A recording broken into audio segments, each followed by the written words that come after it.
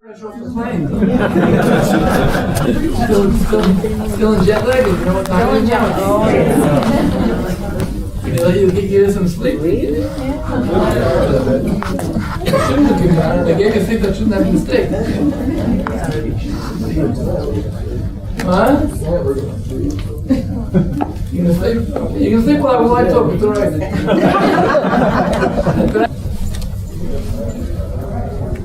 So we're waiting for Pastor Bagley, or do we'll give him a few more minutes? Well, okay. We're a little off schedule anyway. We're like 2,000 years late. Why? I can imagine it took you a long walk to walk on the water, Rocky. On the ocean, on the Mediterranean, it's no simple issue. Give me a few more seconds to get here. He went to drink some wine? They're taking out the wine. You gonna tell him?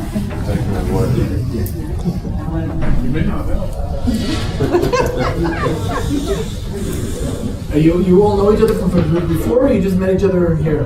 Here. Just Oh, everybody's from a different state? Yeah. Different countries.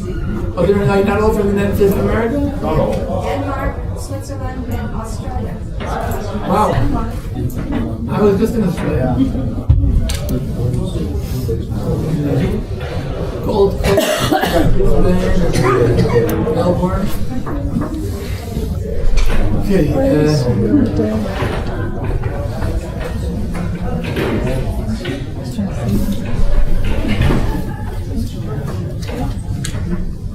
Found him?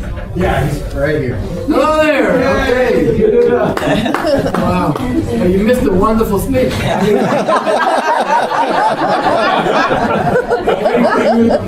I said he don't come in the front row no more. What are you talking about?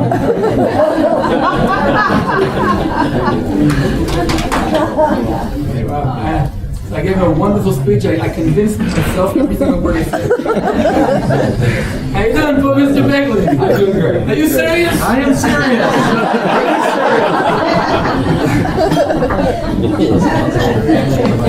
I'm trying to be good, whatever we can, whatever is in our hands. Okay. Okay. Pretty good guys. Right here, I think somebody dripped in. And we got it, so we get to keep the room there. Yeah, sorry about that. So glad for everybody being here. How many people is this your first time to Israel? Okay. Those are get some folks. We got a long night. We've had a lot of fun today. We really have. We've been to the Temple Mount first thing. We've sorted through some of the. What's the name? Oh, you did the sifting. Yeah, we did the sifting. Oh, so what'd you find? We found a boy. Teeth. Teeth. Did he go to the bank to change it in? Did they give you a good currency for it? Where's John Reed? Where's John Reed? She found a coin from the second temple mount. Second temple period. Yes. Wow. Good Lord. Good Lord.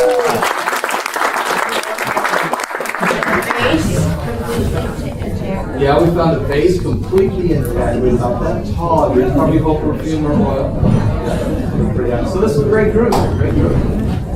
So without any more further ado, folks, it's really an honor to have a member of the Knesset to actually take the time to come and speak to us. And how about the best member of the Knesset to come and speak to us? He tremendous. For those of you who may not know, I know most of you do. You watch me all the time. I've interviewed him many times. But Rabbi Yehuda Glick, of course, suffered 4 gunshot wounds, point blank. We drove by where that happened. And by the hand of God, he survived. And we met. And our friendship continues to go on. So without any more, let's just give a round of applause to Rabbi Yehuda Glick.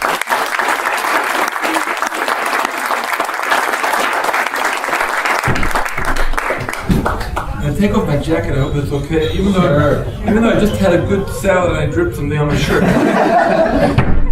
Yeah, you can't see it, right? You can't see it. No, you can't see it. It's sauce in the salad I just ate. That's what happens when Your stomach sits out.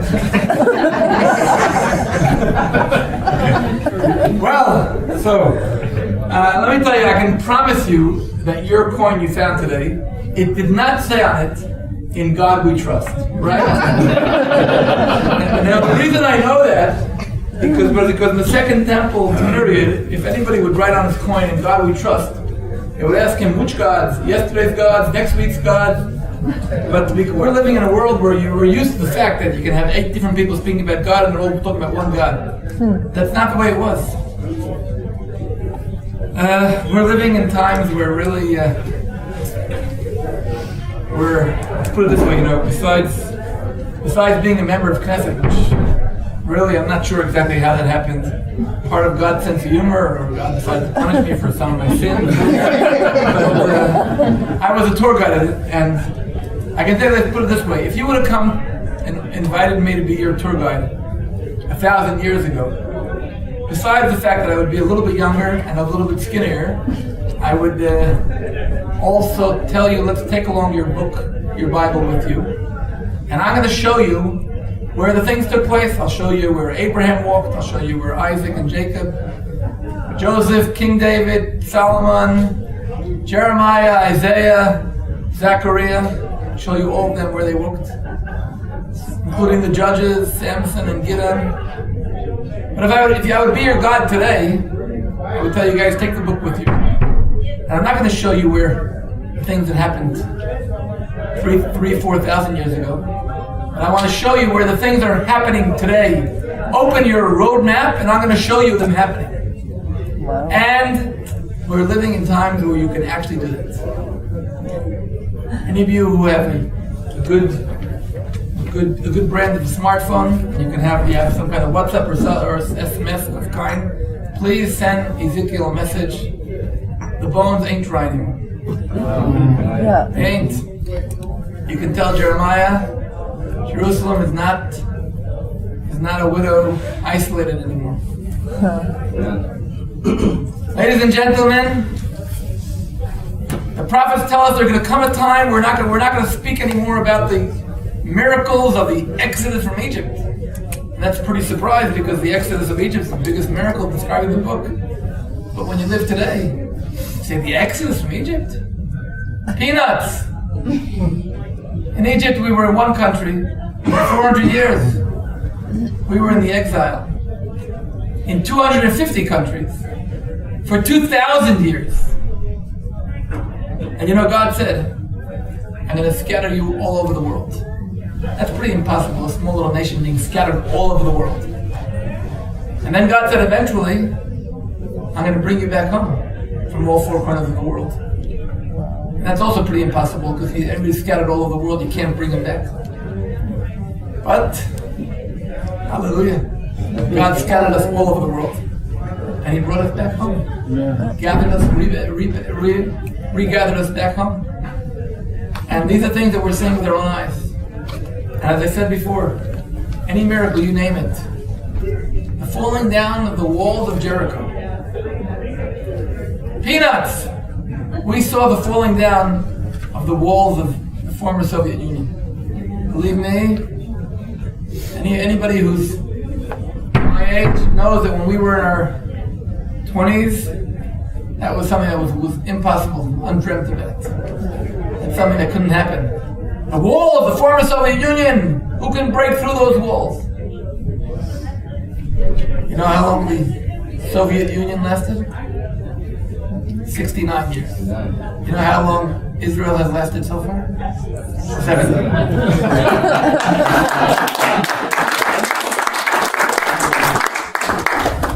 I don't know, a few people, maybe somebody is a little mistaken. All those applause are for him, not for me, okay? But he deserves them. He deserves them. And we can go on and on.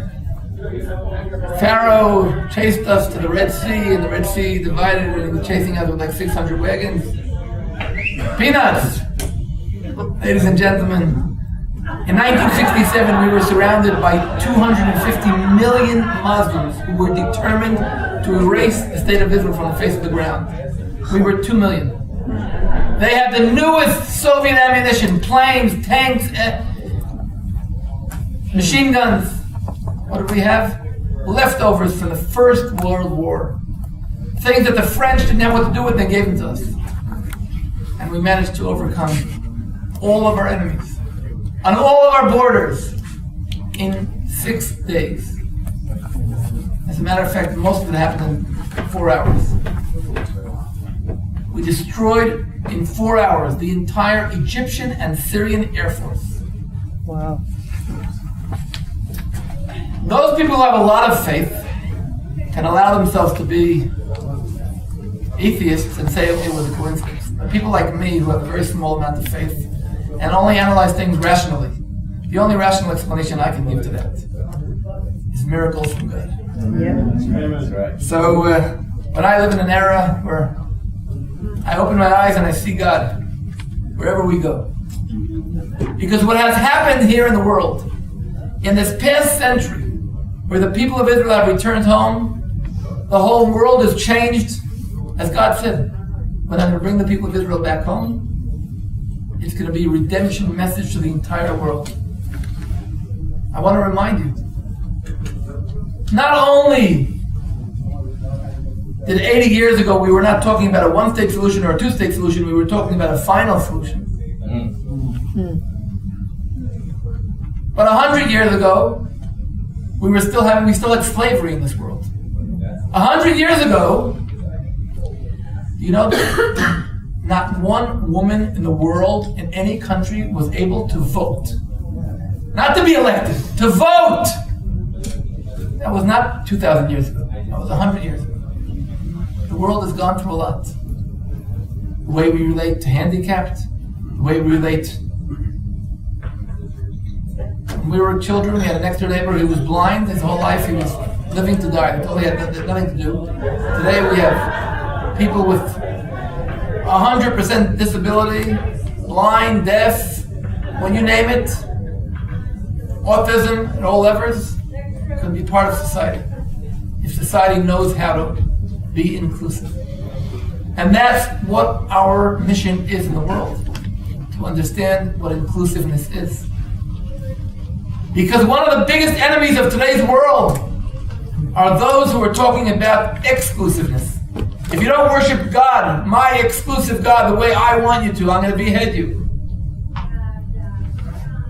I'm going to remove your twin towers in the middle of Manhattan. Because God wants me to do that way. But God's not exclusive. He's inclusive. He created each and every one of us differently. He told us that Babylon, where everybody thinks the same and speaks the same, is not what I want. We had a modern Babylon. As I mentioned before, in the Soviet Union, it doesn't matter whether you were Ukraine, Armenian, Azerbaijani, Lithuanian, Latvian, you had to speak Russian and you had to be communist. That was Babylon. And the reason it's so bad, because that means somebody's forcing you to do that. Because God created us, each and every one of us, unique. And He wants us to be different. And the beauty of God is not only the fact that there's one God, not one and not two and not three. The idea is that we're living in a world of inclusiveness. Where, just like when you go to a concert, you don't want everybody to play the piano. You have a violin, and you have a flute, and you have a saxophone, and you have a trumpet, and you have a drum, and you have a harp, and a cello. And the beauty of it is all creating one symphony. And that's the idea of this world, where God created each and every nation. The Indonesians are not like the Mexicans. The Tunisians are not like the French. People from Congo are not like people from Brazil. And that's what God wants. Wants every single nation to have its uniqueness. There's some kind of phase in Europe trying to blur identities. You're all European. And then they're surprised. Why are the national parties getting up? Because God created us with identities.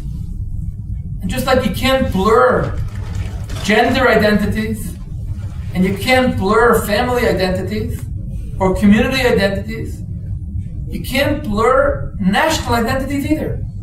People are allowed to be proud of who they are. What you can't do is be proud of who you are and say that anybody else is not like me, I can step on it. And that's what God says. I want every nation to have its uniqueness. I want people to be patriotic. I want you to, if you're an Italian, you can enjoy supporting you can be a fan of the Italian official team. But it doesn't mean that you can step on others. And that was the big mistake of the National Socialist Party in Germany in 1933. But God said, I'm choosing people of Israel to teach that message to the world, to be a light to the nations. When the light's off, we think that everybody's the same. When you turn on the light, you can see that every single one is unique. And that is the message of God saying to the people of Israel that you are chosen to be a light to the nations. And that is what we see happening. If we first return to Israel, we return to the mountains of where the Bible took place, Judea and Samaria. And now, once again, a coincidence. In the Bible, the number 70 represents the connection between the people of Israel and the nations. 70 families of Jews, and 70 nations, and 70 offerings on tabernacles representing the 70 nations. And in the 70th year, Cyrus allows the Jews to rebuild Jerusalem. And exactly on our 70th birthday, biggest, strongest country in the world decides to acknowledge and recognize the capital of Israel, Jerusalem. Coincidence? If I would have told you 3 years ago that the United States of America would announce Jerusalem as the capital of Israel, you would think I was pretty peculiar. God does things against the poles. God does things against. So just to remind us that things are not natural. You know, we live in a world where we get used to things very fast. Do you remember there were times many, many, many centuries ago where people would get from one place to another without the GPS, without Waze? You know that? There were times like that, you know? Did you read about that in the book? Today, if it doesn't work, you go crazy. How can you get around without this? I'll tell you a funny story. I was in a school a few weeks ago and I told them, guys, you know, when we grew up, we didn't have Waze. And you know what our Waze was like? This was like this. Excuse me, where is AMUS? So one of the kids raised his hand and he said, what's that? You don't open windows like that anymore. So we get used to things pretty fast. But God, once in a while, helps us remember. When He does things that seem impossible, and many of those things happen in front of our eyes, to wake us up and to remind ourselves that it's not a one-man show. He's not running the whole thing and walking away. It's our obligation to speak up and to turn on that light to the world. I don't know if you ever looked for Israel on the globe. You need a big magnifying glass to find it. We're smaller than New Jersey. Needle hole on the globe. But in spite of the fact that I have a sport. Every single time I fly, wherever I fly, I just came back, I was in South America for 10 days, I was in Australia for 10 days. I always take a newspaper, and usually, almost every single time, I turn the pages and I'll find an article about Israel. More articles about Israel than there are about China. Even though China is a little bit bigger.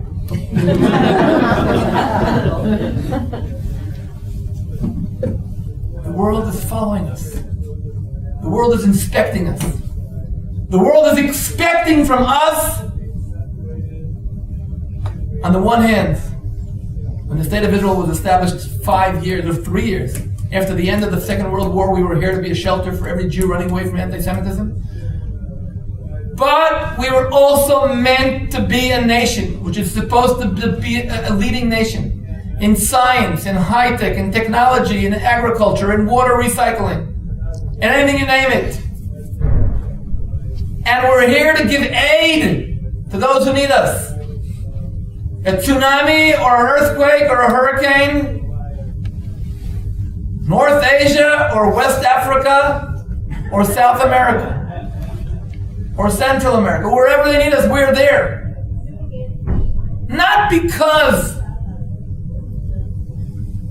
we like showing off, but because that's our mission in the world. That is exactly what God chose. When God takes the people of Israel out of Egypt, He says to them, you know the soul of a stranger. You know what it means to be a minority in a country. And the world are watching us.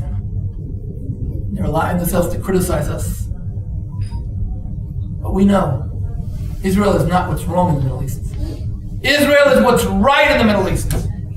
Israel is here to be the only democracy, not because the democracy is more convenient. Israel is here because we are here to show and to be a light, as a beacon to the world and say, God's here. And now it's time to inspire all nations. מאור, איפה המנות יש? אז תביא אותם, תחלק אותם. As Paul told you before, I, for many years, was speaking up for Jerusalem. I was doing that as a private person. I was speaking up for freedom of access to the Temple Mount. The Temple Mount was in the hands of the Muslims. They didn't let Jews go up there. Very rarely. They definitely did not let many Jews go there. When I started my activity on Temple Mount, there were 200 Jews who ascended annually. In 2017, we had 30,000. And the numbers are growing. And the more they get used to the fact that we're here, they understand that we're not going anywhere. And when 4 years ago, I survived the attempt to assassinate me, and this guy approached me and from 1 foot away, shot 4 bullets to the center of my body. And I was critically injured. And I was taken to the hospital, and my family were all called to come say goodbye. And they told the chances out for me to survive are pretty low, 5% maybe. And I went through 9 different kinds of surgery, and I was in 10 days in coma. To make a long story short, I opened the Wikipedia this morning and it says I'm alive. And they say usually you can trust Wikipedia. Yeah, and it's been proven that mostly there are very small amounts of mistakes there, so you can pretty much trust them. And once in a while, I pinch myself and I see that I'm alive. And as I said, I was then a private person. It was 4 years ago, October 2014. And after being 10 days in coma and a month in the hospital, I was sent home for rehabilitation. And while I was being process of healing, I couldn't teach as I used to be. I couldn't guide tours. So I had to sit at home and publish a book about the Temple Mount. And I didn't have the money to publish it.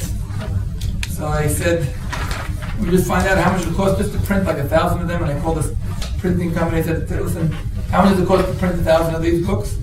He told me it would be $5,000, like $5 a copy. I said, okay, God, that's what I need. Following week, I get a phone call from a friend of mine who's a pastor, Keith Johnson. And he says to me, Yehuda, I want to come visit you. I said, welcome, please. I'm at home and I'm in Jerusalem at the rehabilitating. And he comes and knocks on my door and he says, sits with me and he says, listen, I brought you 2 things. First of all, I bought you a bulletproof jacket. And then secondly, I brought you an envelope with a little bit of help so you can do your work. I opened the envelope. I'm telling you, I have witnesses. My wife was right there, she saw me, but I opened the envelope. There was a check for $5,000. So I published 1,000 books, hoping that it would take me like 5 to 6 years to get rid of it. So far the book has come out in almost 10,000 copies. It's being translated to Russian, to Ukrainian. 3 different editions in Chinese, German. It's being translated now to Indonesian. It's being translated to Spanish, etc., etc. And it's supporting, till this very day, a lot of the Temple Mount activity. This Sunday, I'm having a celebration here in Jerusalem in honor of the 4 years of the event.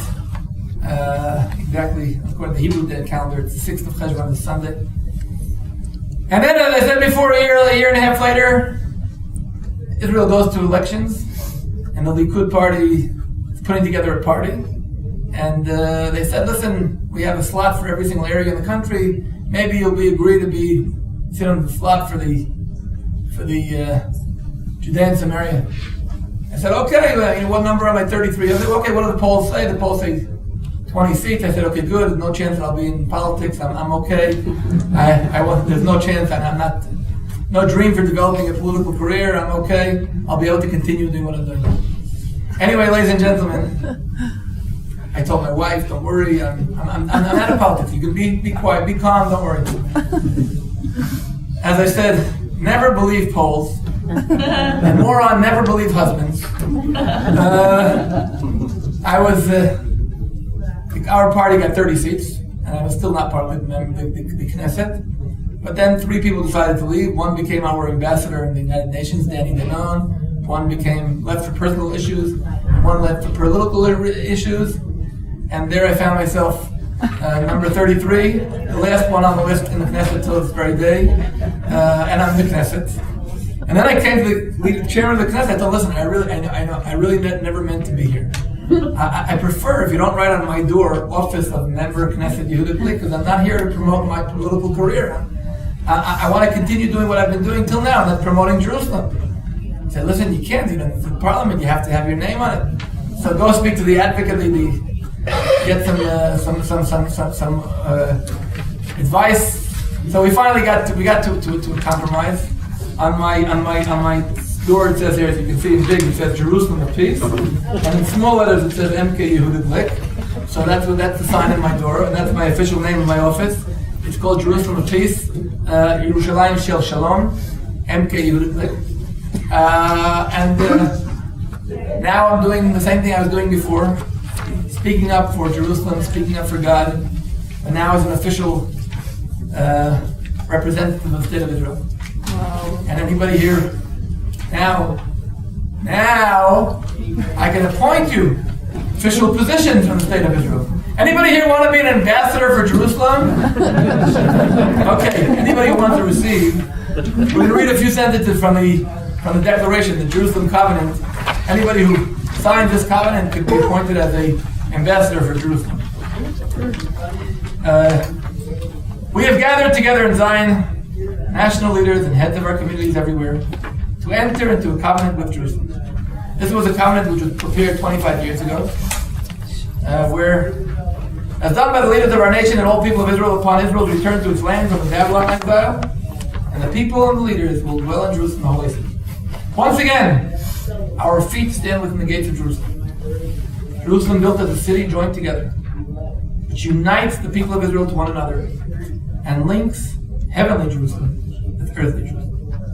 We have returned to the place that the Lord vowed to bestow upon the descendants of Abraham, father of our nation, the city of David, king of Israel, where Solomon, son of David, built a holy temple, a capital city which became the mother of all of Israel, a metropolis for justice and righteousness and for the wisdom and insights of the ancient world, where its second temple was erected in the days of Ezra and Nehemiah.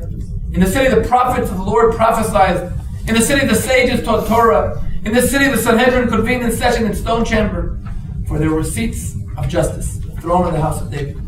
For out of Zion go forth Torah and the word of Lord from Jerusalem. Today as of old, we hold fast the truth of the words of the prophets of Israel, that all inhabitants of the world shall enter within the gates of Jerusalem, and it shall come to pass at the end of the days, the mountain of the house of the Lord will be well established at the peak of mountains, will tower above the hills, and all nations shall stream towards it. Each and every nation will live in it by its own faith, for all nations will go forward, each with its own divine name. We shall go in the name of the Lord our God forever and ever. And this spirit, the Knesset of the State of Israel, has enacted a law. The place the holy of the peoples of all religions shall be protected from any desecration, from any restriction of free of access to them. Jerusalem, peace and tranquility shall reign in the city. Pray for the peace of Jerusalem. May those who love you be tranquil. May there be peace within your walls and tranquility within your palaces. Out of Jerusalem a message of peace went forth, and shall yet go forth again to all the inhabitants of the earth. And they shall beat their swords into plowshares, and their spears into pruning hooks. Nation will not lift up a sword against nation, nor shall they learn war anymore. Our sages, peace be upon them, said, in the future, the Holy One, the Blessed, will comfort Jerusalem only with peace. From this place, we once again take the vow. If I forget thee, O Jerusalem, may my right hand lose its strength. May my tongue cleave to my palate if I do not remember you. If I do not raise up Jerusalem at the very height of my rejoicing. And with all these understandings, we enter into the covenant and write, we shall bind you to us forever. We shall bind you to us with faithfulness, with righteousness and justice, with steadfast love and compassion. We love you, O Jerusalem, with eternal love, with unbounded love, under siege and liberated from the yoke of oppressors. We have been martyred for you. We have yearned for you. We have clung to you. Our faithfulness to you we shall bequeath to our children after us. Forevermore, our home shall be within you. And when I joined the Knesset, I said I'm going to try to get the world. I took this covenant, which was hanging on the wall, and I said I'm going to get people to sign it. We have now more than 200,000 people from all over the world, from A to Z, from Albania till Zimbabwe, who have signed the covenant.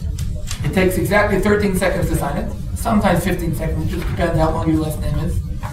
You go into the website that's mentioned over here before, on top, JerusalemofPeace.com. You go to the Jerusalem Covenant, and you can sign. You just leave your name, your country, and your email, and you've signed the Jerusalem Covenant. But that's an obligation. That means that you have to speak up for God. You have to become a light, a flame in the menorah of God, to bring His love, to bring His light to your friends, to your relatives, to your neighbors, to your communities, to yourselves. You know, every morning, we get up in the morning and we look at the mirror, mainly to say, thank God for the privilege of living here in this era, this biblical era. While we're already looking there, we can comb our hair and put on some makeup, but usually we go, that's what we do, we look in the mirror just to say, God, thank you for choosing me to live in this nation, in this era. So, any of you who want to join the covenant, you can go into the JerusalemPeace.com and sign it. Anybody who wants to purchase the guide to the temple in English or German or Chinese or Russian, you can find that also. It's $20.70 shekel. But most important is when you come here, recharge your spiritual batteries. Go back home, different people you were when you came here. If you're the same person, you go back home, then you wasted your money. I don't know what they told you: sightseeing, fun, adventures. The most important thing is to recharge your batteries. In the name of the State of Israel, I want to thank each and every one of you for coming to Israel, for supporting Israel, for praying for Israel, for giving your heart for Israel, for reminding the world that Israel is not what's wrong in the Middle East. Israel is what's right in the Middle East. And we're going to continue doing that. And we want to do one thing: touch the hearts of all mankind, of all humanity, and share this word with all of them, and have you being there to be our ambassadors of the State of Israel, ambassadors of the capital of the people of Israel and the capital of the State of Israel, Jerusalem. The Temple Mount, the peak, the place where God chose to rest His divine presence. And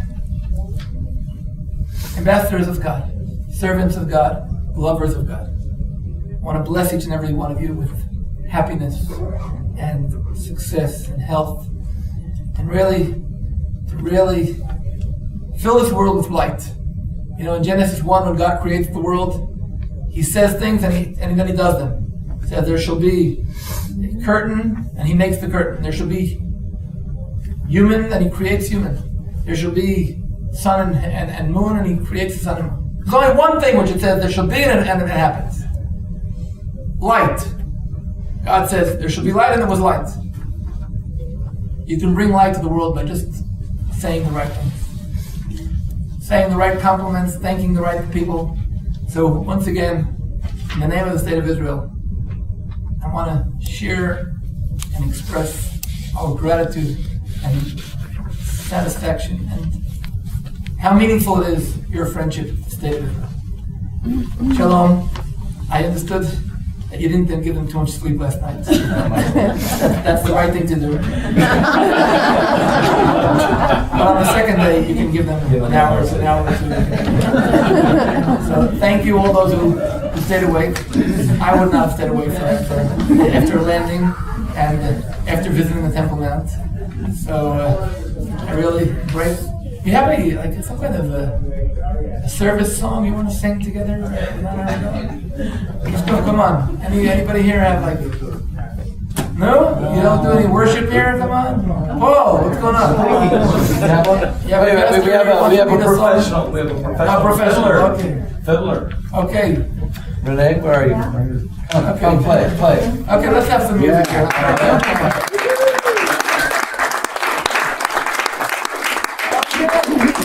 You wanted me to go home without hearing your music? Come on. I'm shocked that you even thought there was a chance that I would go home without hearing your... I don't know, but you're going to play on something in honor of God. So that's what we want. Okay, great. God is an awesome God. I know that you guys all have interests. I know that God said He's going to bless those who bless us. I know that. But okay, it's okay.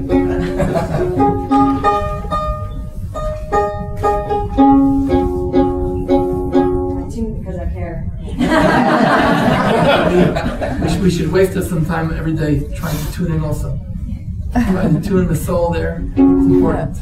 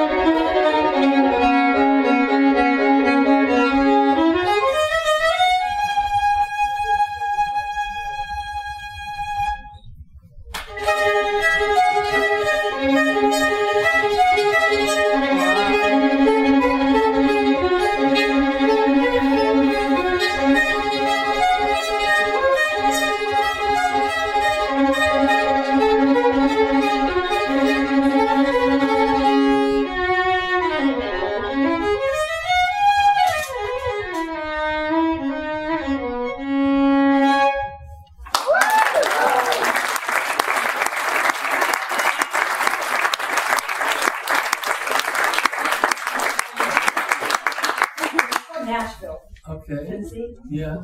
Okay. You know what? Shall we go down? Okay. Who all you played with? Just so they'll. Some of the names. Megan Ridge, Brett Michaels. I'm doing work with Chuck B right now. We did the offer last week. So, Charlie Daniels and played with him a couple times. They all show up and they play with you. No, you know. They don't know what they're missing. All right, we'll have to do Yehuda. Okay. There you go. All right, ready?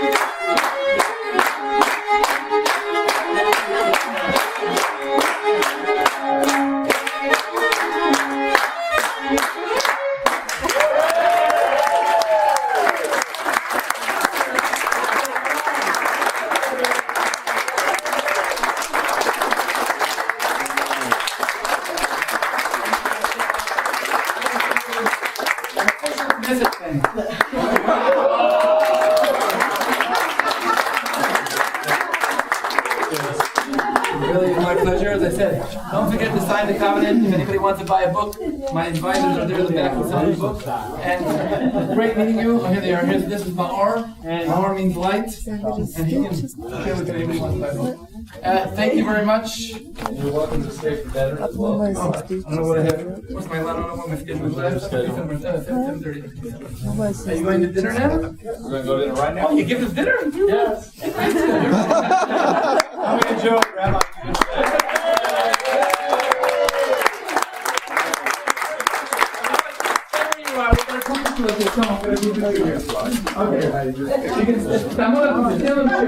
You'll see everybody, okay?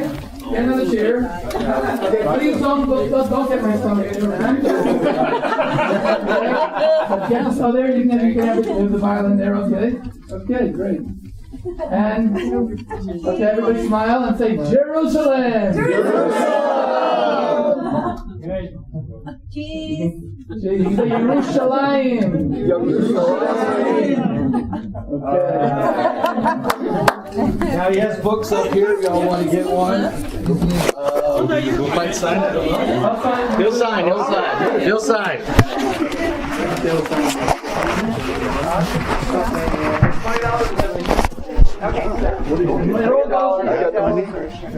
$20 or 70 shekels. He'll sign. Okay. All right.